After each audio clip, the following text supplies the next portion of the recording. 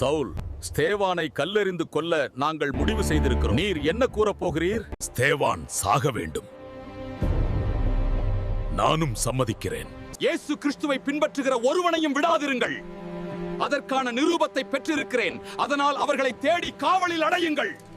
ஏன் எங்களை துன்பப்படுத்துகிறீர்கள்?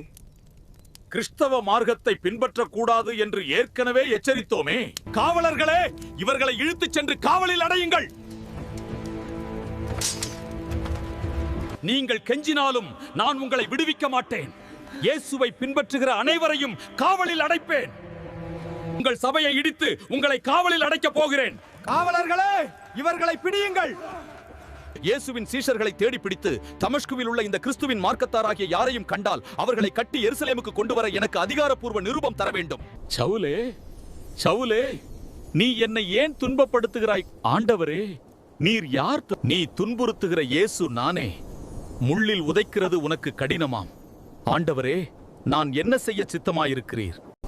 நீ எழுந்து பட்டணத்துக்குள்ளே போ.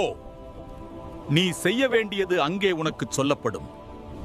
இவ்வாறு தமஸ்கு சென்ற பவுல் அனனியாவின் மூலம் பரிசுத்த ஆவியை பெற்று கண் பார்வை அடைந்து புது மனிதனாய் மாறி ஞானஸ்நானம் பெற்று உடனே இயேசுவே கிறிஸ்து என்று அறிவிக்க தொடங்கினார்.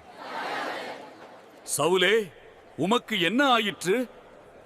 நான் பழைய சவுல் அல்ல, புதிய பவுல கிறிஸ்துவுடனே கூட சிலுவையில் அறையப்பட்டேன். ஆயினும் நான் அல்ல, கிறிஸ்துவே எனக்குள் பிழைத்திருக்கிறார். கிறிஸ்து எனக்கு ஜீவன், சாவு எனக்கு ஆதாயம்.